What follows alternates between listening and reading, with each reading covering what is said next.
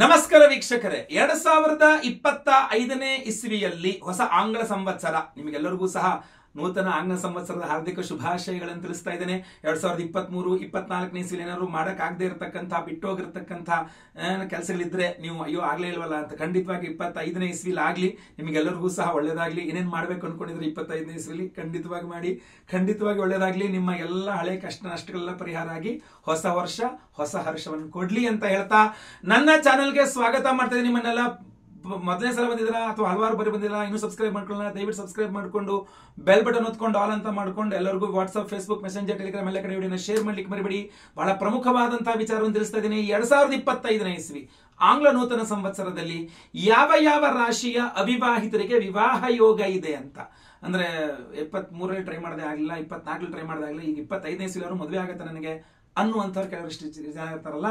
So ಅಂಥವ್ರಿಗೆ ಈ video ಖಂಡಿತವಾಗಿ ಶೇರ್ ಮಾಡಿ. ಅಥವಾ ಮಕ್ಕಳ ಮದುವೆ ಮಾಡಬೇಕು ಅನ್ಕೊಂಡಿರ್ತಕ್ಕಂತಹ ತಂದೆ ತಾಯಿಂದರು, ಪೋಷಕರು ಯಾರೇ ಇರಲಿ, ಕೇರ್ ಟೇಕರ್ಸ್, ಅವರಿಗೆ ಖಂಡಿತವಾಗಿ ಈ ವಿಡಿಯೋನ ಶೇರ್ ಮಾಡಲಿಕ್ಕೆ ಮರಿಬೇಡಿ.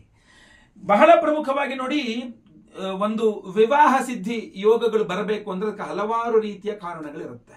ಅದಕ್ಕೆ ಮೊದಲನೇದಾಗಿ ವೈಯಕ್ತಿಕ ಜಾತಕದಲ್ಲಿ ವಿವಾಹ ಯೋಗಗಳು ಬರಬೇಕು. ಬಹಳ ಪ್ರಮುಖವಾಗಿ ಶುಕ್ರನ ಪ್ರಭಾವವಿರಬಹುದು, ಅಥವಾ ಸಪ್ತಮಾಧಿಪತಿಯ ಪ್ರಭಾವವಿರಬಹುದು, ದಶಾಭುಕ್ತಿಯಲ್ಲಿ ಅಥವಾ ಪ್ರಧಾನ ದಶೆಯಲ್ಲಿ, ಭುಕ್ತಿಯಲ್ಲಿ, ಎಲ್ಲರೂ ಒಂದ್ ಕಡೆ ಆ ವಿವಾಹ ಘಟಿಕೆಗೆ ಬಂದ್ರೆ ಖಂಡಿತವಾಗಿ ನಿಮಗೆ ವಿವಾಹ ಯೋಗಗಳು ಬರುತ್ತೆ. ಅದನ್ನು ಹೊರತುಪಡಿಸಿಯೂ ಸಹ ರಾಶ್ಯಾಧಾರಿತವಾಗಿ ಗ್ರಹಗಳ ಸ್ಥಿತಿ, ಗ್ರಹಗಳ ಒಂದು ಸಂಚಾರವನ್ನು ದೃಷ್ಟಿಯಲ್ಲಿ ಇಟ್ಟುಕೊಂಡು ನೋಡಿದಾಗ 2025ನೇ ಇಸ್ವಿಲಿ ಯಾವ ಯಾವ ರಾಶಿಯವರು ಯಾವಾಗ ವಿವಾಹದ ಒಂದು ಪ್ರಯತ್ನಗಳನ್ನು ಮಾಡಬೇಕು, ಎಷ್ಟು ಬೇಗ ಮಾಡಬೇಕು, ಯಾರ ನಂತರ ಮಾಡಬೇಕು ಅಂತ ತಿಳಿಸ್ತೇನೆ. ಮೊದಲನೇದಾಗಿ ಮೇಷರಾಶಿಯವರು, ದಯವಿಟ್ಟು ಹೇಳ್ತೇನೆ, ಮೇಷರಾಶಿಯವರು 2025ನೇ ಇಸ್ವಿಯ ಮೇ 15ನೇ ತಾರೀಕು ಒಳಗೆ ಮದುವೆನೇ ಮುಗಿಸ್ಕೊಂಡ್ಬಿಟ್ರು ತುಂಬಾ ಒಳ್ಳೆಯದು. ಇಲ್ಲ ಅಟ್ಲೀಸ್ಟ್ ನಿಶ್ಚಿತಾರ್ಥನಾದ್ರು ಮುಗಿಸ್ಕೊಂಡ್ಬಿಡಿ. ನೀವು ಮೇ 15 ದಾಟಬಿಡ್ತು ಅಂದ್ರೆ ನಿಮಗೆ ಗುರುಬಲ ಮುಗಿದೋಗುತ್ತೆ. ನಂತರ ವಿವಾಹದ ವಿಚಾರಗಳು ತುಂಬಾ ಕಷ್ಟ. ಈ ಕಡೆ ಸಾಡೆ ಸಾತಿ ಬೇರೆ ಶುರುವಾಗ್ಬಿಡುತ್ತೆ, ಈ ಕಡೆ ಗುರುಬಲ ಬೇರೆ ಮುಗಿದೋಗ್ಬಿಡುತ್ತೆ. ಮೇಷರಾಶಿಯವರು ಎಚ್ಚರಿಕೆ ವಹಿಸಿ, ಬೇಗ ನೀವು ಮದುವೆ ಫಿಕ್ಸ್ ಮಾಡ್ಕೊಳ್ಳಿ. ಯಾಕೆಂದ್ರೆ ಮೇ 15 ಲಾಸ್ಟ್, ಆಮೇಲೆ ನಿಮಗೆ ಗುರುಬಲ ಇಲ್ಲ. ಎರಡನೇದಾಗಿ ವೃಷಭ ರಾಶಿಯವರಿಗೆ ಏನಾಗ್ಬಿಡುತ್ತೆ, ಬಹಳ ಪ್ರಮುಖವಾಗಿ ಗುರುಬಲ ಶುರುವಾಗದೆ ಮೇ 15ರ ನಂತರ ಆಗಿರುತ್ತೆ. ಸೊ ಅದರಿಂದಾಗಿ ನಿಮಗೆ ಸ್ವಲ್ಪ ಟೈಮ್ ಇದೆ, ಆಯ್ತಾ.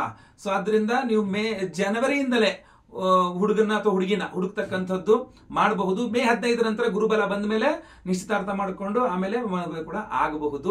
ಸೊ ಆದ್ರಿಂದ ಗುರುಬಲ ಶುರುವಾಗ್ಬಿಡುತ್ತೆ. ಅದರಿಂದ ಬೇಗ ನೀವು ಜಾತಕ ಪರಿಶೀಲನೆ ಮಾಡಿಸ್ಕೊಂಡು ಬೇಗ ವಿವಾಹದ ವಿಚಾರದಲ್ಲಿ ನೀವು ರೆಡಿ ಆಗ್ಬಿಡಿ, ಟೆನ್ಷನ್ ಅನ್ನೋ.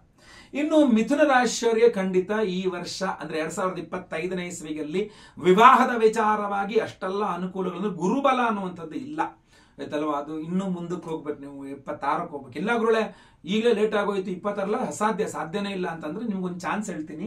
ನಿಮ್ಮ ರಾಶಿಗೆ ಗುರು ಪ್ರವೇಶ ಆಗುವಂಥದ್ದು ಮೇ 15ರ ನಂತರ ನಿಮ್ಮ ರಾಶಿಗೆ ಬರ್ತಾನೆ ಗುರು. ಸಪ್ತಮಕ್ಕೆ ಪೂರ್ಣ ದೃಷ್ಟಿ ಇರ್ತದೆ. ಸೊ ಮೇ ನಂತರ ಜೂನ್ ಇಂದ ಆಚೆಗೆ ಸ್ವಲ್ಪ ಪ್ರಯತ್ನ ಮಾಡಿದ್ರೆ ವಿವಾಹದ ವಿಚಾರದಲ್ಲಿ ಅನುಕೂಲಗಳು ಆಗಬಹುದು. ಆದ್ರೂ ಏನೇ ಆಗ್ಲಿ ವೈಯಕ್ತಿಕ ಜಾತಕ ಪರಿಶೀಲನೆ ಮಾಡಿಸ್ಕೊಳ್ಳಿ. ಏನಾದ್ರು ಜಾತಕದಲ್ಲಿ ಯೋಗ ಫಲಗಳಿದ್ರೆ ಖಂಡಿತವಾಗಿ ನೋಡೋಣ. ಇನ್ನು ಕರ್ಕಾಟಕ ರಾಶಿಯವರಿಗೆ ಮಾತ್ರ ಅಲರ್ಟ್ ಅಂತ ಹೇಳ್ಬೇಕು. ಯಾಕೆ ಅಂದ್ರೆ ನಿಮ್ಗೆ ಇನ್ನೂ ಮದುವೆ ಆಗಿಲ್ಲ, ಮದುವೆಗೆ ಪ್ರಯತ್ನ ಮಾಡ್ತೀರಾ ಅಂದ್ರೆ ಬೇಗ ಯಾಕೆ ಅಂದ್ರೆ ಮೇ ದಾಟಬಿಡ್ತು ಅಂದ್ರೆ ನಿಮಗೆ ಗುರುಬಲ ಮುಗಿದೋಗುತ್ತೆ. ಬರೀ ಮುಗಿದೋಗೋದಲ್ಲ, 12ನೇ ಮನೆ ವ್ಯಯಸ್ಥಾನ, ಲಾಸ್ ಮನೆಗೆ ಗುರು ಬಂದ್ಬಿಡ್ತಾನೆ. ಬಟ್ ಶನಿಬಲ ಒಂಚೂರು ಹೆಲ್ಪ್ ಮಾಡಬಹುದು ಮದುವೆಗೆ, ಯಾಕಂದ್ರೆ 9ನೇ ಮನೆಗೆ ಹೋಗ್ತಾನೆ. ಅದನ್ನು ಹೊರತುಪಡಿಸಿದ್ರೆ ಗುರುಬಲದಿಂದ ನೋಡ್ಕೊಳಕ್ ಹೋದ್ರೆ ನಿಮಗೆ ಗುರುಬಲ ಮುಗಿದೋಗ್ಬಿಡುತ್ತೆ. ಅದರಿಂದ ಮದುವೆಗೆ ಸಪೋರ್ಟ್ ಇರಲ್ಲ. ವೈಯಕ್ತಿಕ ಜಾತಕ ನೋಡ್ಬೇಕಾಗತ್ತೆ. ವೈಯಕ್ತಿಕ ಜಾತಕದಲ್ಲಿ ಏನಾದ್ರು ವಿವಾಹ ಘಟಿಕೆಗಳು ಬರಬೇಕಾಗ್ತದೆ. ಸಪ್ತಮಾಧಿಪತಿಯೋ ದಶೆಯೋ ಭುಕ್ತಿಯೋ ಏನಾದ್ರು ಬರಬೇಕಾಗ್ತದೆ. ಮತ್ತೆ ಪುನಃ ಸ್ವಲ್ಪ ಪವರ್ ಡೌನ್ ಆಗ್ಬಿಡುತ್ತೆ. ಸೊ ಮೇ ಒಳಗಡೆನೆ ನೀವು ಮದುವೆನೇ ಆಗ್ಬಿಟ್ರು ಒಳ್ಳೇದು. ಇಲ್ಲ ಅಂದ್ರೆ ಅಟ್ಲೀಸ್ಟ್ ನಿಶ್ಚಿತಾರ್ಥನಾದ್ರು ಮಾಡ್ಕೊಂಡು ಗಟ್ಟಿ ನಮ್ಮ ಒಬ್ಬ ವ್ಯಕ್ತಿ ನಮಗೆ ಅಂತೇಳಿ ನೀವು ಕನ್ಫರ್ಮ್ ಮಾಡ್ಕೊಂಡ್ಬಿಟ್ರೆ ತುಂಬಾ ಅನುಕೂಲ. ಇಲ್ಲ ಅಂದ್ರೆ ಬಹಳ ಆಮೇಲೆ ಅಲಿಬೇಕಾಗತ್ತೆ ಅಂತ. ಸಿಂಹರಾಶಿಯವರು ಡೋಂಟ್ ವರಿ, ನಿಮಗೆ ಗುರುಬಲ ಸ್ಟಾರ್ಟ್ ಆಗ್ಬಿಡುತ್ತೆ. ಸೊ ಲಾಭಕ್ಕೆ ಗುರು ಬರ್ತಾನೆ. ಆದ್ರಿಂದಾಗಿ ನೀವು ಮುಂಚಿತವಾಗೂ ಪ್ರಯತ್ನ ಮಾಡಬಹುದು, ಯಾಕಂದ್ರೆ ಸಪ್ತಮಾಧಿಪತಿಯಾಗಿ ಸಪ್ತಮದಲ್ಲಿ ಇರ್ತಾನೆ. ಆಕ್ಚುಲಿ ಸಿಂಹರಾಶಿಯವ್ರದ್ದು ಏನು ಗೊತ್ತಾ, ನೀವು ಮುಂಚಿತವಾಗಿ ವ್ಯವಸ್ಥೆ ಮಾಡ್ಕೊಳ್ಳೋದು ಒಳ್ಳೇದು. ಯಾಕಂದ್ರೆ ಗುರುಬಲ ಬಂದ ಮೇಲೆ ಪ್ರಯತ್ನ ಬೇಡ, ಬರೋಗಿನ ಮುಂಚೆನೆ ಪ್ರಯತ್ನ ಮಾಡ್ಕೊಳ್ಳಿ. ನಿಮಗೆ ಇದೊಂದು ಸಲಹೆ ಸಿಂಹರಾಶಿಯವರಿಗೆ, ಬಹಳ ಇಂಪಾರ್ಟೆಂಟ್ ಸಲಹೆ. ಯಾಕೆಂದ್ರೆ ನೀವು ಗುರುಬಲ ಬಂದ ಮೇಲೆ ನಾನು ಹುಡುಗನನ್ನು ಹುಡುಕ್ತೇನೆ ಅಂತ ಕೂತ್ಕೊಂಡ್ರೆ ನಿಮಗೆ ಏಪ್ರಿಲ್ 1ನೇ ತಾರೀಕಿಂದಲೇ ನಿಮಗೆ ಅಷ್ಟಮ ಶನಿ ಶುರುವಾಗ್ಬಿಡುತ್ತೆ. ಅಂದ್ರೆ ಬ್ಯಾಡ್ ಪೀರಿಯಡ್. ಅಲ್ಲಿಗೆ ಏಪ್ರಿಲ್ ಮೇ ಒಂದು ನೀವು ಗುರುಬಲ ಬಂದ ಮೇಲೆ ನಾನು ಹೆಣ್ಣು ಗಂಡ ಹುಡುಕ್ಲಿಕ್ಕೆ ಶುರು ಮಾಡ್ತೀನಿ ಅಂತ ಏನಾದ್ರು ಸಿಂಹ ರಾಶಿಯವರು ಶುರು ಮಾಡಿದ್ರೆ ಆಲ್ರೆಡಿ ನಿಮಗೆ ಅಷ್ಟಮ ಶನಿ ಸ್ಟಾರ್ಟ್ ಆಗಿ 1.5 ತಿಂಗಳು ಆಗ್ಬಿಡುತ್ತೆ. ಅಂದ್ರೆ ನಿಮ್ಮ ಬ್ಯಾಡ್ ಪೀರಿಯಡ್ ಶುರುವಾಗಿ 1.5 ತಿಂಗಳು ಆಗ್ಬಿಟ್ಟಿರುತ್ತೆ. ಸೊ ಅದರಿಂದ ಬ್ಯಾಡ್ ಪೀರಿಯಡ್ ಅಲ್ಲಿ ನೀವೇನಾದ್ರು ಹುಡುಗಿನ ಹುಡುಕಲಿಕ್ಕೆ ಹೋದ್ರೆ ನಿಮಗೆ ಒಳ್ಳೆಯದು ಸಿಗಬಹುದಾ ಕ್ವಶನ್ ಮಾರ್ಕ್, ಅದು ನನಗೆ ಯಾಕೋ ಡೌಟ್ ಅಲ್ವಾ. ಸೊ ಆದ್ರಿಂದ ನೀವು ಹುಡುಗಿನ ಯಾರನ್ನೇ ಆಗ್ಲಿ ಫೈನಲೈಸ್ ಮಾಡ್ಕೊಳ್ತಕ್ಕಂಥದ್ದು ಈಗಲೇ ಮಾಡ್ಕೊಂಬಿಡ್ರಿ. ಅಂದ್ರೆ ಏಪ್ರಿಲ್ ಒಳಗಡೆನೆ, ಜನವರಿ ಫೆಬ್ರವರಿ ಮಾರ್ಚ್ ಏಪ್ರಿಲ್ ಒಳಗಡೆನೆ ನೀವು ಸಿಂಹರಾಶಿಯರು ಯಾವ ಹುಡುಗಿನ ಫೈನಲೈಸ್ ಮಾಡ್ಕೊಂಡ್ಬಿಟ್ಟು ಮೇ ನಂತರ ಆಮೇಲೆ ಬೇಕಾದ್ರೆ ನೀವು ಮದುವೆ ಆಗಿ ನೋ ಪ್ರಾಬ್ಲಮ್ ಆಯ್ತಲ್ವಾ. ಗುರುಬಲ ಬಂದ ನಂತರನೇ ಹುಡುಕ್ತೀನಿ ಅದ್ರ ನಂತರನೇ ಮದುವೆ ಆಗ್ತೀನಿ ಅಂತಂದ್ರೆ ಅಷ್ಟಮ ಶನಿಯಲ್ಲಿ ಹುಡುಗಿನ ನೀವು ಫೈನಲೈಸ್ ಮಾಡ್ತೀರಾ ಅಂತ ಅರ್ಥ. ಟೈಮ್ ಸರಿ ಇಲ್ದೋದಾಗ ಫೈನಲೈಸ್ ಮಾಡಿದವರು ಯಾವ ರೀತಿಯಲ್ಲಿ ಇರಬಹುದು, ಅವ್ರನ್ನ ಜೀವನ ಪರ್ಯಂತ ನೀವು ಅವ್ರ ಜೊತೆಗೆ ಇರಬೇಕಾಗತ್ತೆ. ಇದನ್ನೆಲ್ಲ ಯೋಚನೆ ಮಾಡ್ಕೊಳ್ಳಿ. ನೆಕ್ಸ್ಟ್ ಕನ್ಯಾ ರಾಶಿಯವರು ನೀವು ಮದುವೆ ಆಗಿಲ್ಲ, ಇನ್ನು ಮದುವೆ ಆಗಬೇಕು ಅಂತ ಅಂದ್ಕೊಂಡಿದ್ರೆ ನೀವು ಆಕ್ಟ್ ಫಾಸ್ಟ್. ಯಾಕೆಂದ್ರೆ ನಿಮಗೆ ಗುರುಬಲ ಮುಗಿದೋಗ್ಬಿಡುತ್ತೆ. ನಿಮಗೆ ಮೇ ನಂತರ ಗುರುಬಲ ಇಲ್ಲ, ನಿಮಗೆ ಏಪ್ರಿಲ್, ಯಾಕೆಂದ್ರೆ ಶನಿ ಬೇರೆ 7ನೇ ಮನೆಗೆ ಬಂದ್ಬಿಡ್ತಾನೆ. ಸೊ ಆದ್ರಿಂದ ನಿಮ್ಗೆ ಇನ್ನೂ ಮುಂಚೆನೆ ಮಾಡ್ಬೇಕು. ಜನವರಿ ಫೆಬ್ರವರಿ ಮಾರ್ಚ್ ಈ 3 ತಿಂಗಳ ಒಳಗಡೆ ನೀವು ಯಾವ್ದು ಹುಡುಗಿ ಅಥವಾ ಯಾವ್ದು ಹುಡುಗ ಅಂತ ಫೈನಲೈಸ್ ಮಾಡ್ಕೊಂಡ್ಬಿಡ್ಬೇಕು. ಸಿಂಹರಾಶಿಯವರಷ್ಟು ಟೈಮ್ ಇಲ್ಲ ನಿಮಗೆ, ಇನ್ನು ಮುಂಚೆನೆ ಯಾವ ಹುಡುಗಿ ಯಾವ ಹುಡುಗ ಅಂತ ಫೈನಲೈಸ್ ಮಾಡ್ಕೊಂಡ್ಬಿಡು. ಜನವರಿ ಫೆಬ್ರವರಿ ಮಾರ್ಚ್ ಏಪ್ರಿಲ್ ನಂತರ ಏನಾಗ್ಬಿಡುತ್ತೆ, ನಿಮಗೆ 7ನೇ ಮನೆ ಶನಿ ಬಂದ್ಬಿಡ್ತಾನೆ. ಅದರಿಂದ ಆಚೆಗೆ 1.5 ತಿಂಗಳ ನಂತರ ಗುರುಬಲನೂ ಮುಗಿದೋಗ್ಬಿಡುತ್ತೆ. ಸೊ ಆದ್ರಿಂದ ಯೋಚನೆ ಮಾಡ್ಕೊಳ್ಳಿ. ಇನ್ನು ಫಾರ್ ಸಪೋಸ್ ಗುರುಬಲನು ಮುಗಿದೋಯ್ತು, ಎಲ್ಲ ಮುಗಿದೋಯ್ತು, ಯಾವುದು ಸೆಟ್ ಆಗಿಲ್ಲ ಅಂತಂದ್ರೆ ಮೇ ನಂತರ ಅಥವಾ ಜೂನ್ ನಂತರ ನೀವೆಲ್ಲಿ ಕೆಲಸ ಮಾಡ್ತೀರಲ್ಲ ಅಲ್ಲಿ, ಅಥವಾ ನೀವು ಏನ್ ಕೆಲಸ ಮಾಡ್ತಿದ್ರ, ಏನ್ ಉದ್ಯೋಗ ಮಾಡ್ತಿದ್ರ, ಅದೇ ಉದ್ಯೋಗ ಮಾಡ್ತಾ ಇರತಕ್ಕಂಥವ್ರನ್ನ ಹುಡುಕಿದ್ರೆ ನಿಮಗೆ ಸ್ವಲ್ಪ ಬೇಗ ಮದುವೆ ಆಗುವ ಸಾಧ್ಯತೆ ಇರ್ತದೆ, ಸಪ್ತಮಾಧಿಪತಿ ಕರ್ಮಕ್ಕೆ ಬರೋದ್ರಿಂದ. ಸೊ ಅದೊಂದು ನಿಮಗೆ ಸಲಹೆ. ತುಲಾರಾಶಿಯವರು ವಿವಾಹದ ವಿಚಾರಕ್ಕೆ ಬಂದ್ರೆ ನಿಮಗೆ ಗುರುಬಲ ಶುರುವಾಗದೇ ನಿಮಗೆ ಮೇ ನಂತರ, ಆಮೇಲೆ ಪಂಚಮ ಶನಿ ಬೇರೆ ಇರುತ್ತೆ. ಸೊ ನೀವು ಹುಡುಕೋಕೆ ಹೋಗ್ಬೇಡಿ. ಸದ್ಯಕ್ಕೆ ಸುಮ್ಮನಿದ್ದು ಬಿಡಿ. ನೀವೇನಿದ್ರು ಹುಡುಗನ ಅಥವಾ ಹುಡುಗಿನ ಹುಡುಕೋದು ಸ್ಟಾರ್ಟ್ ಮಾಡೋದೇ ಮೇ 16ನೇ ತಾರೀಕು ನಂತರ ಸ್ಟಾರ್ಟ್ ಮಾಡ್ಬೇಕು. ಅಷ್ಟೊಳಗೆ ಹುಡುಕ್ಲಿಕ್ಕೆ ಹೋಗ್ಬಿಡಿ, ಸುಮ್ಮನಿದ್ ಬಿಡಿ, ಆರಾಮಾಗಿ ಡೇ ಪಾಸ್ ಆಗ್ತಾ ಇರಲಿ. ಮೇ 16ರ ನಂತರ ನಿಮಗೆ ಭಾಗ್ಯಸ್ಥಾನಕ್ಕೆ ಗುರು ಬರ್ತಾನೆ, ಒಂದು ಲೆಕ್ಕದಲ್ಲಿ ಒಳ್ಳೇದು. ಅದ್ರ ಇದರಲ್ಲಿ ಪಂಚಮ ಶನಿ ಮುಗಿದೋಗಿರುತ್ತೆ, ಷಷ್ಠಕ್ಕೆ ಶನಿ ಬಂದಿರ್ತಾನೆ, ಅದು ಒಳ್ಳೇದೇ. ಷಷ್ಠದ ಶನಿ ಭಾಗ್ಯದ ಗುರು ಖಂಡಿತವಾಗಿ ನಿಮಗೆ ಒಳ್ಳೇದನ್ನು ಮಾಡ್ತಾನೆ. ಸೊ ಸದ್ಯಕ್ಕೆ ನೀವು ತುಲಾರಾಶಿಯವರು, ನೀವು ಅವಿವಾಹಿತರು ವಿವಾಹಕ್ಕೆ ಪ್ರಯತ್ನ ಮಾಡ್ತಾ ಇದ್ದೀರಾ ಅಂದ್ರೆ ಒಂದು ಪಾಸ್. ಸದ್ಯಕ್ಕೆ ಏನು ಮಾಡಕ್ ಹೋಗ್ಬಿಡ್ರಿ. ಮೇ ನಂತರನೇ ನೀವು ಜೂನ್ 1ನೇ ತಾರೀಕಿಂದ ಬೇಕಾದ್ರೆ ಆಷಾಢ ಅಂತ ಅಂದ್ರೆ ಬೇಕಾದ್ರೆ ಮೇ 15ರ ನಂತರನೇ ನೀವು ಹುಡುಕ್ಲಿಕ್ಕೆ ಶುರು ಮಾಡಬಹುದು. ಒಳ್ಳೇದಾಗ್ಲಿ. ನೆಕ್ಸ್ಟ್ ವೃಶ್ಚಿಕ ರಾಶಿಯವರಿಗೆ ಹೇಳ್ತೇನೆ, ನೀವು ಬೇಗ ಹುಡುಕ್ಬೇಕು. ಯಾಕಂದ್ರೆ ನಿಮ್ಗೆ ಪಂಚಮ ಶನಿ ಶುರು ಓಡುತ್ತೆ. ಆಮೇಲೆ ಸದ್ಯಕ್ಕಂತೂ ನಿಮ್ಗೆ ಗುರುಬಲ ಇದೆ. ಜನವರಿ ಫೆಬ್ರವರಿ ಮಾರ್ಚ್ ಆಯ್ತಲ್ವಾ. ಏಪ್ರಿಲ್ ಒಳಗೆ ಯಾವ ಹುಡುಗ ಯಾವ ಹುಡುಗಿ ಫೈನಲೈಸ್ ಆಗ್ಬಿಡ್ಬೇಕು. ಹಾಗೂ ಮದುವೆನೇ ಆಗ್ಬಿಟ್ರೆ ತುಂಬಾ ಒಳ್ಳೇದು. ಇಲ್ಲ ಮದುವೆ ಆಗ್ಲಿಕ್ಕೆ ಚಾನ್ಸೇ ಇಲ್ಲ, ಸಾಧ್ಯತೆನೇ ಇಲ್ಲ, ಬಹಳ ಕಷ್ಟ. ಅಂದ್ರೆ ಅಟ್ಲೀಸ್ಟ್ ಯಾವ ಹುಡುಗ ಅಥವಾ ಯಾವ ಹುಡುಗಿನ ಫೈನಲೈಸ್ ಮಾಡಿಕೊಂಡು ನಿಶ್ಚಿತಾರ್ಥನೂ ಮುಗಿಸ್ಕೊಂಡ್ಬಿಟ್ರೆ ನಂತರ ನೀವು ಬೇಕಾದ್ರೆ ಏನು ಏಪ್ರಿಲ್ ಎಂಡಲ್ಲೋ ಮೇ ಫಸ್ಟ್ ವೀಕಲ್ಲೋ ಮಾಡಲಿ. ಯಾಕಂದ್ರೆ ನಿಮ್ಗೆ ಗುರುಬಲ ಅಂತೂ ಮುಗಿದೋಗುತ್ತೆ. ನಿಮಗೆ ಮೇ 15th ವರೆಗೆ ಗುರುಬಲ ಲಾಸ್ಟ್.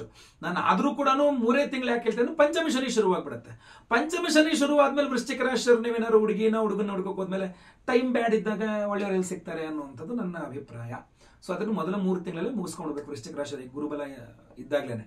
ನಂತರ ಮೇನೂ ಮುಗಿತಂದ್ರೆ ನಿಮಗೆ ಗುರುಬಲನೂ ಇಲ್ಲ, ಅಷ್ಟಮಕ್ಕೆ ಹೋಗ್ಬಿಡ್ತಾನೆ ಗುರು ಆಯ್ತಲ್ವಾ. ಸೊ ನೆನ್ಪಿಟ್ಕೊಳ್ಳಿ ಈ ವಿಚಾರದಲ್ಲಿ. ಧನುರಾಶಿಯವರಿಗೆ ಯಾವುದೇ ರೀತಿಯಾದಂತಹ ಏನು ಅಡ್ಡಿ ಆತಂಕಗಳು ಕಟ್ಟಳೆಗಳೆಲ್ಲ ಏನೂ ಇಲ್ಲ. ನಿಧಾನವಾಗಿ 1 ಅಲ್ಲ 4 10 ಪ್ರಪೋಸಲ್ಸ್ ಚೆಕ್ ಮಾಡ್ಕೊಳ್ಳಿ. ನಿಧಾನಕ್ಕೆ ಚೆಕ್ ಮಾಡಿ, ಏನು ಅರ್ಜೆಂಟ್ ಇಲ್ಲ. ಆದ್ರೆ ಮೊದಲ ಮೇ ತಿಂಗಳ ತನಕ ನೀವು ಪ್ರಪೋಸಲ್ಸ್ ಹಾಕಿ ಮಾಡೋದ್ರಲ್ಲಿ ನಿಮ್ಮನ್ನ ಎಲ್ಲೋ ರಿಜೆಕ್ಟ್ ಮಾಡ್ತಾ ಇರ್ತಾರೆ. ಏನೋ ನಿಮ್ ಬಗ್ಗೆ ಅವ್ರಿಗೆ ಅಷ್ಟು ಸೂಕ್ತ ಅಲ್ಲ ಅಂತ ಅನ್ಸಕ್ಕೆ ಬರುತ್ತೆ. ನಿಮ್ಮನ್ನ ಮೊದಲು ರಿಜೆಕ್ಟ್ ಮಾಡ್ದೇನೆ ಮೇ ನಂತರ ನಿಮ್ಮನ್ನ ಮತ್ತೆ ಅವರೇ ಸೆಲೆಕ್ಟ್ ಮಾಡಿದ್ರು ಏನೂ ಆಶ್ಚರ್ಯ ಇಲ್ಲ. ಯಾರು ನಿಮ್ಮನ್ನ ಮೇಕಿನ ಮೊದಲು ಜನವರಿ ಫೆಬ್ರವರಿ ಮಾರ್ಚ್ ಏಪ್ರಿಲ್ ಮೇ ತನಕ ಅಷ್ಟು ಮಧ್ಯೆ ನಿಮ್ಮನ್ನ ರಿಜೆಕ್ಟ್ ಮಾಡಿದ್ರು, ಅವರೇ ನಿಮ್ಮನ್ನ ಆಕ್ಸೆಪ್ಟ್ ಮಾಡಕ್ ಹತ್ಬಿಡ್ತಾರ. ಓಕೆ ಇದಿರ್ಲಿ ಅಂತೇಳಿ. ಯಾಕೆ ನಂತರ ನಿಮಗೆ ಸಪ್ತಮಕ್ಕೆ ಗುರು ಬಂದ್ಬಿಡ್ತಾರೆ. ಅಲ್ಲಿ ತನಕ ಷಷ್ಠದಲ್ಲಿ ಇರ್ತಾನೆ ರಾಷ್ಟ್ರಾಧಿಪತಿ. ಸೊ ಯಾರಿಗೆ ನೀವು ಚೆನ್ನಾಗಿಲ್ಲ ಅಂತನೋ ಕ್ಯಾರೆಕ್ಟರ್ನಲ್ಲೋ ನೋಡೋಕೋ ಮತ್ತೊಂದು ಉದ್ಯೋಗನೋ ಯಾವ್ದು ಚೆನ್ನಾಗಿಲ್ಲ ಅಂತ ನಿಮ್ಮನ್ನು ತೆಗೆದಿದ್ರು ನೀವೇ ಅವೆಲ್ಲ ಕಾಣಕ್ ಹತ್ಬಿಡ್ತೀರ ಅವರಿಗೆ. ಸೊ ಆದ್ರಿಂದ ಯಾರೇ ನಿಮ್ಮನ್ನ ರಿಜೆಕ್ಟ್ ಮಾಡಿದ್ರು ಒಂದು ಜೂನ್ ತನಕ ನೀವೇನ್ ಟೆನ್ಷನ್ ಮಾಡ್ಕೊಳ್ಬೇಡಿ. 15 ಬಿಟ್ಟು 20 ಪ್ರಪೋಸಲ್ ಚೆಕ್ ಮಾಡ್ಕೊಂಡಿರಿ, ಆರಾಮಾಗಿ ಟೈಮ್ ಪಾಸ್ ಮಾಡಿ. ನಂತರ ಸಪ್ತಮಕ್ಕೆ ಗುರು ಬರ್ತಾನೆ, ನಿಮಗೆ ಖಂಡಿತವಾಗಿ ವಿವಾಹದ ವಿಚಾರದ ಅನುಕೂಲ ಆಗುತ್ತೆ. ಇನ್ನೂ ಇದ್ರೆ ವೈಯಕ್ತಿಕ ಜಾತಕ ಪರಿಶೀಲನೆ ಮಾಡಿಸ್ಕೊಳ್ಳಿ. ಯಾವುದೇ ರಾಶಿಯವರಾಗಿರ್ಬೋದು, ನೀವು ವೈಯಕ್ತಿಕ ಜಾತಕ ಪರಿಶೀಲನೆ ಮಾಡಿಸ್ಕೊಳ್ಳುವಂಥದ್ದು ಬಹಳ ಇಂಪಾರ್ಟೆಂಟ್ ಆಗಿರುತ್ತೆ ಈ ವಿಚಾರದಲ್ಲಿ. ಯಾಕಂದ್ರೆ ಮದುವೆ ಗಂಡು ಹೆಣ್ಣು ಎರಡೂ ಜಾತಕ ನೋಡ್ಬೇಕಾಗತ್ತೆ. ಆದ್ರಿಂದ ಹೇಳ್ತಾ ಇದ್ದೇನೆ. ಮಕರ ರಾಶಿಯವರಿಗೆ ಹೆಂಗಾಗ್ಬಿಡುತ್ತೆ ಅಂದ್ರೆ ಸಾಡೆ ಸಾತಿ ಅನ್ನತಕ್ಕಂಥದ್ದು ನಿಮಗೆ ಮಾರ್ಚ್ 29 ತನಕ ಇರುತ್ತೆ. ನಂತರ ಸಾಡೆ ಸಾತಿ ಮುಗಿದೋಗುತ್ತೆ. ಆದ್ರೆ ಗುರುಬಲ ಅನ್ನತಕ್ಕಂಥದ್ದು ನಂತರ 1.5 ತಿಂಗಳ ನಂತರ ಇರುತ್ತೆ. ಸೊ ಮಕರ ರಾಶಿಯವ್ರಿಗೆ ಯಾವ ತರ ಅಂತಂದ್ರೆ ನಿಮ್ಗೆ ಹುಡುಕಿ ಪರವಾಗಿಲ್ಲ, ಜನವರಿಯಿಂದನೇ ಹುಡುಕ್ಬಹುದು, ಸಾಡೆ ಸಾತಿ ಇದ್ರೂ ಹುಡುಕ್ಬಹುದು. ಯಾಕಂದ್ರೆ ಶನಿ ಬಿಟ್ಟು ಹೋಗ್ಬೇಕಾದ್ರೆ ಒಳ್ಳೇದು ಮಾಡೋಗ್ತಾನೆ, ಒಳ್ಳೇದು ಈ ರೀತಿಯಲ್ಲಿ ಏನು ತೊಂದರೆ ಕೊಡಲಿಕ್ಕಲ್ಲ ಅಂತ ಅನ್ಸುತ್ತೆ. ಬಟ್ ಆದ್ರೂ ಸಾಡೆ ಸಾತಿ ಪೂರ್ಣ ಮುಗಿದ ಮೇಲೆ ಹುಡುಕ್ತೀನಿ ಅಂತಂದ್ರೂ ಕೂಡ ನಿಮಗೆ 1.5 ತಿಂಗಳು ಟೈಮ್ ಸಿಗುತ್ತೆ.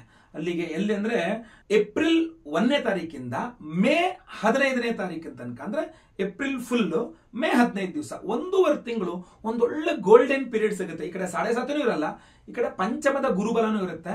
ಸೊ ಆ 1.5 ತಿಂಗಳು ಮಾತ್ರ ಅದ್ಭುತವಾದ ಸಮಯ. ಅವಾಗಲೇ ಪ್ರಯತ್ನ ಮಾಡಿ ನಿಮ್ಮ ಪ್ರಪೋಸಲ್ಸ್ಗೆ ಏನೇ ಒಳ್ಳೆ ಪ್ರಪೋಸಲ್ ಸಿಕ್ಕಿದ್ರು ಫೈನಲೈಸ್ ಮಾಡ್ಬಿಡಿ.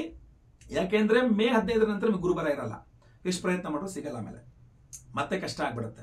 ಸೊ 1.5 ತಿಂಗಳಲ್ಲಿ ನೀವು ಪ್ರಪೋಸಲ್ ಹುಡುಕೋದು ಹಾಗೂ ನಿಶ್ಚಿತಾರ್ಥನಾರು ಮುಗಿಸ್ಕೊಂಡು ನಿಮ್ಮವರು ಅಂತ ಮಾಡ್ಕೊಂಡ್ಬಿಡೋದು ಬಹಳ ಒಳ್ಳೆಯ ಇದಾಗತ್ತೆ. ಇಲ್ಲ ಅಂತಂದ್ರೆ ನಂತರ ನಿಮಗೆ ಆ 1.5 ತಿಂಗಳು ಮುಗಿದೋಯ್ತು ಅಂದ್ರೆ ಮತ್ತೆ ಪುನಃ ಡ್ಯುಯಾಲಿಟಿ ಶುರು ಆಗ್ಬಿಡುತ್ತೆ. ಅವ್ರಿಗೂ ಓಕೆನಾ ಬೇಡವಾ ಅನ್ನೋದು, ನಿಮಗೂ ಓಕೆನಾ ಬೇಡವಾ ಅಂತ ಮತ್ತೆ ಹಂಗೆ ಮುಂದೆ ಹೇಳ್ಕೊಂಡು ಹೋಗ್ಬಿಡುತ್ತೆ. ಸೊ ಆದ್ರಿಂದ ಬಹಳ ಸಮಸ್ಯೆ ಆಗ್ಬಿಡ್ಬೋದು ಮಕರ ರಾಶಿಯವರಿಗೆ. ನೆಕ್ಸ್ಟ್ ಬಂದು ಕುಂಭರಾಶಿಯವರಿಗೆ ನನ್ನ ಪ್ರಕಾರ ನೀವು ಜನ್ಮ ಶನಿ ಮುಗಿಬೇಕು. ಅಂದ್ರೆ ಗುರುಬಲ ನಿಮಗೆ ಮೇ 15 ನಂತರ ಬರ್ತದೆ. ಆದ್ರೆ ಹುಡುಕೋದು ಮಾತ್ರ ನೀವು ಏಪ್ರಿಲ್ 1ನೇ ತಾರೀಕಿಂದಲೇ ಶುರು ಮಾಡಿ. ಅಂದ್ರೆ ಗುರುಬಲ ಶುರುವಾಗುವ 1.5 ತಿಂಗಳ ಮುಂಚೆಯಿಂದನೇ ನೀವು ಕುಂಭರಾಶಿಯವರು ವಿವಾಹ ಪ್ರಯತ್ನಗಳನ್ನ ಸ್ಟಾರ್ಟ್ ಮಾಡ್ಕೊಂಬಿಡಿ. ಯಾಕಂದ್ರೆ ಸಾಡೆ ಸಾತಿಯ ಕೊನೆಯ ಭಾಗ ಶುರುವಾಗಿರುತ್ತೆ. ಸೊ ಜನ್ಮ ಶನಿ ಮುಗಿದೋಗ್ಬೇಕು. ಸೊ ಜನವರಿ, ಫೆಬ್ರವರಿ, ಮಾರ್ಚ್ ಏನೂ ಪ್ರಯತ್ನ ಮಾಡಕ್ ಹೋಗ್ಬಿಡಿ. ಏಪ್ರಿಲ್ 1ನೇ ತಾರೀಕಿಂದಲೇ ಪ್ರಯತ್ನ ಶುರು ಮಾಡಿ. ಜೂನ್ ನಂತರ ಇನ್ನೂ ಜಾಸ್ತಿ ಜೋರಾಗಿ ಶುರು ಮಾಡಿ. ಖಂಡಿತವಾಗಿ ನಿಮಗೆ ವಿವಾಹದ ವಿಚಾರ, ಯಾಕಂದ್ರೆ 25 ನಲ್ಲಿ ಮದುವೆ ಆಗುವ ಯೋಗ ಫಲಗಳು ತುಂಬಾ ಚೆನ್ನಾಗಿರ್ತದೆ. ಪ್ರಯತ್ನ ಮಾಡಿ, ಪಂಚಮದ ಗುರು ಆದ್ರಿಂದ. ಓಕೆನಾ. ನೆಕ್ಸ್ಟ್ ಬಂದು ಮೀನರಾಶಿಯವರಿಗೆ ಮೊದಲು ಗುರುಬಲ ಇಲ್ಲ, ಆಮೇಲೂ ಗುರುಬಲ ಇಲ್ಲ. ಬಟ್ ನಾನು ಹೇಳ್ತೀನಿ, ಶನಿ ನಿಮ್ಮ ರಾಶಿಗೆ ಪ್ರವೇಶ ಮಾಡ್ತಾನೆ ಏಪ್ರಿಲ್ 1ನೇ ತಾರೀಕಿಂದ, ಆದ್ರಿಂದ ಮಾರ್ಚ್ 29ರಿಂದ. ಆದ್ರಿಂದ ಜನವರಿ, ಫೆಬ್ರವರಿ, ಮಾರ್ಚ್ ಈ ಮೊದಲ 3 ತಿಂಗಳೊಳಗೆ ಯಾವ್ದಾದ್ರು ಒಂದು ಪ್ರಪೋಸಲ್ ಫೈನಲೈಸ್ ಮಾಡಿ ಮದುವೆ, ನಿಶ್ಚಿತಾರ್ಥನೋ ಅಥವಾ ಮದುವೆನೋ ಮುಗಿಸ್ಕೊಂಡ್ಬಿಟ್ರೆ ತುಂಬಾ ತುಂಬಾ ತುಂಬಾ ಒಳ್ಳೇದು. ಇಲ್ಲ ನಾನು ಮೇ ನಂತರನು ಮಾರ್ಚ್ ನಂತರ ಹುಡುಕ್ತೀನಿ, ಆಮೇಲೆ ಹುಡುಕ್ತೀನಿ ಅಂದ್ರೆ ನಿಮ್ಮ ರಾಶಿಗೆ ಶನಿ ಪ್ರವೇಶ ಮಾಡಿ ಸಪ್ತಮಕ್ಕೆ ಶನಿ ದೃಷ್ಟಿ ಆಗ್ಬಿಡತ್ತೆ. ಜೊತೆಗೆ ನಿಮ್ಗೆ ಯಾವುದೇ ಗುರುಬಲ ಕೂಡ ಇಲ್ಲ. ಸೊ ಇದೇನಾಗುತ್ತೆ, ಒಂದಕ್ಕೆ ಇದಾಗ್ಬಿಡುತ್ತೆ. ಅದು ಇಲ್ಲ, ಈ ಕಡೆ ಗುರುಬಲನೂ ಇಲ್ಲ, ಈ ಕಡೆ ಶನಿ ಬೇರೆ ನಿಮ್ಮ ರಾಶಿಯಲ್ಲಿ, ಸಪ್ತಮಕ್ಕೆ ಶನಿ ದೃಷ್ಟಿ, ಆಮೇಲೆ ಒಳ್ಳೆ ಪ್ರಪೋಸಲ್ಸ್ ಬರಲ್ಲ. ಯಾಕಂದ್ರೆ ನಿಮ್ಮ ರಾಶಿಯಲ್ಲಿ ಶನಿ ಇದ್ದು ಸಪ್ತಮಕ್ಕೆ ಶನಿ ದೃಷ್ಟಿ ಅಂತಂದಾಗ ಮೀನ್ ರಾಶಿಯಲ್ಲಿ ಒಳ್ಳೊಳ್ಳೆ ಪ್ರಪೋಸಲ್ಸ್ ಬರಲ್ಲ. ಒಳ್ಳೊಳ್ಳೆ ಪ್ರಪೋಸಲ್ಸ್ ಬರಬೇಕು ಅಂತಂದ್ರೆ ನಿಮ್ಮ ರಾಶಿಯಲ್ಲಿ ಶನಿ ಇಲ್ಲದೆ ಇರೋ ಟೈಮ್ ಅಂದ್ರೆ 3 ತಿಂಗಳು ಇರಲ್ಲ, ಜನವರಿ, ಫೆಬ್ರವರಿ, ಮಾರ್ಚ್. ಸೊ ಆವಾಗ ಪ್ರಪೋಸಲ್ಸ್ ಫೈನಾನ್ಸ್ ಮಾಡ್ಕೊಂಡ್ಬಿಟ್ರೆ, ಯಾವುದೋ ಒಂದು ಪ್ರಪೋಸಲ್ ಫೈನಲ್ ಮಾಡ್ಕೊಂಡ್ಬಿಟ್ರೆ ತುಂಬಾ ಒಳ್ಳೇದು. ಇದು ನಾನು ಗೋಚಾರಗಳ ರೀತಿ ಹೇಳ್ತಾ ಇರ್ತಕ್ಕಂಥದ್ದು ದ್ವಾದಶ ರಾಶಿಯವರೆಗೂ ಸಹ. ಸೊ ಯಾವುದೇ ರೀತಿಯಲ್ಲಿ ವೈಯಕ್ತಿಕ ಜಾತಕ ಪರಿಶೀಲನೆ ಮಾಡಿಸ್ದೇನೆ ನೀವು ಮುಂದುವರಿತಕ್ಕಂಥದ್ದು ಅಷ್ಟು ಸೂಕ್ತ ಅಲ್ಲ. ನಾನು ಏನಕ್ಕೆ ಹೇಳ್ತಾ ಇದ್ದೀನಿ ಅಂತಂದ್ರೆ, ನಿಮಗೆ ಯಾವಾಗ ನಾನು ಪ್ರಯತ್ನ ಮಾಡಬೇಕು ಅನ್ನೋದು ಗೊತ್ತಾಗಬೇಕಲ್ಲ, ಅಥವಾ ಏನ್ ಸಮಸ್ಯೆ ಇದೆ, ಇಷ್ಟು ಪ್ರಯತ್ನ ಮಾಡ್ತಾ ಇದ್ರು ಕೂಡ ಯಾಕೆ ಆಗ್ತಾ ಇಲ್ಲ. ಹಲವಾರು ಕಾರಣಗಳಿಂದ ವಿವಾಹ ಆಗದೆ ಇರಬಹುದು. ಪಿತೃದೋಷ, ಸರ್ಪದೋಷ, ಗ್ರಹಚಾರ ದೋಷ, ವಾಸ್ತು ದೋಷ, ಮಾಟ ಮಂತ್ರ, ದೃಷ್ಟಿ ದೋಷ, ಏನ್ ಬೇಕಾದ್ರೂ ಕಾರಣ ಆಗಿರಬಹುದು. ಸೊ ಅದರಿಂದಾಗಿ ವೈಯಕ್ತಿಕ ಜಾತಕ ಪರಿಶೀಲನೆ ಮಾಡಿಸ್ಕೊಂಡ್ರೆ ನೀವು ನೇರವಾಗಿ ಬಂದು ನನ್ನ ಭೇಟಿ ಮಾಡೋದಾಗಿರ್ಬೋದು, ಅಥವಾ ಫೋನಲ್ಲೇ ಕನ್ಸಲ್ಟೇಷನ್ ತಗೊಂಡು ಹೋಗೋದಾಗಿರ್ಬೋದು, ಏನೇ ಆಗಿರಬಹುದು, ಮಾಡ್ಕೊಂಡ್ರೆ ಆ ಕ್ಲಾರಿಟಿಯನ್ನು ತೆಗೆದುಕೊಳ್ಳೋಕೆ ಅನುಕೂಲ ಆಗುತ್ತೆ. ವಿಡಿಯೋ ಇಷ್ಟ ಆದರೆ ದಯವಿಟ್ಟು ಲೈಕ್ ಮಾಡ್ಲಿಕ್ಕೆ ಮರಿಬೇಡಿ. ವಾಟ್ಸ್ಆಪ್, ಫೇಸ್ಬುಕ್, ಮೆಸೆಂಜರ್, ಟೆಲಿಗ್ರಾಮ್ ಎಲ್ಲ ಕಡೆ ಶೇರ್ ಮಾಡ್ಲಿಕ್ಕೆ ಮರಿಬೇಡಿ. ನನ್ನ ಭೇಟಿ ಮಾಡಬೇಕು ಅಥವಾ ನನ್ನ ಕನ್ಸಲ್ಟೇಷನ್ ತಗೋಬೇಕು ಅಂದ್ರೆ ಸ್ಕ್ರೀನ್ ಮೇಲೆ ಕಾಣೋ ನಂಬರ್ಗೆ ಜನ್ಮ ದಿನಾಂಕ, ಜನ್ಮ ಸಮಯ, ಜನ್ಮಸ್ಥಳ ವಾಟ್ಸ್ಆಪ್ ಮಾಡಿ. ಅದು ಗೊತ್ತಿಲ್ಲ ಅಂದ್ರೂ ಸಹ ಪರವಾಗಿಲ್ಲ, ಕವಡೆಯಲ್ಲಿ ಪ್ರಶ್ನೆಶಾಸ್ತ್ರದ ಮುಖಾಂತರವಾಗಿ ನೀವು ಕೇಳ್ಕೊಳ್ಬಹುದಾಗುತ್ತೆ. ನೇರವಾಗಿ ಭೇಟಿ ಮಾಡೋ ಅಥವಾ ಫೋನ್ ಕನ್ಸಲ್ಟೇಷನ್ ಮುಖಾಂತರ ತೆಗೆದುಕೊಳ್ಬಹುದಾಗುತ್ತೆ. ದಯವಿಟ್ಟು ವಿಡಿಯೋನ ವಾಟ್ಸ್ಆಪ್, ಫೇಸ್ಬುಕ್, ಮೆಸೆಂಜರ್, ಟೆಲಿಗ್ರಾಮ್ ಎಲ್ಲ ಕಡೆ ಶೇರ್ ಮಾಡ್ಲಿಕ್ಕೆ ಮರಿಬೇಡಿ. ಹಾಗೂ ಸಬ್ಸ್ಕ್ರೈಬ್ ಮಾಡ್ಕೊಳ್ಳಿ, ನಮ್ಮ ಚಾನಲ್ ಸಬ್ಸ್ಕ್ರೈಬ್ ಮಾಡ್ಕೊಳ್ಳಿ. ಫೇಸ್ಬುಕ್ ಅಲ್ಲಿ ನೋಡ್ತಾ ಇದ್ರೆ ನಮ್ಮ ಪೇಜ್ ನ ಫಾಲೋ ಮಾಡಿ ಮರಿಬೇಡಿ. ಎಲ್ಲರಿಗೂ ಸಹ ಒಳ್ಳೆಯದಾಗಲಿ. ಮುಂದಿನ ವಿಡಿಯೋದಲ್ಲಿ ಮತ್ತೆ ಪುನಃ ಭೇಟಿ ಮಾಡೋಣ. ಲೋಕಾ ಸಮಸ್ತ ಸುಖಿನೋ ಭವಂತು. ನಾರಾಯಣ ನಾರಾಯಣ ನಾರಾಯಣ.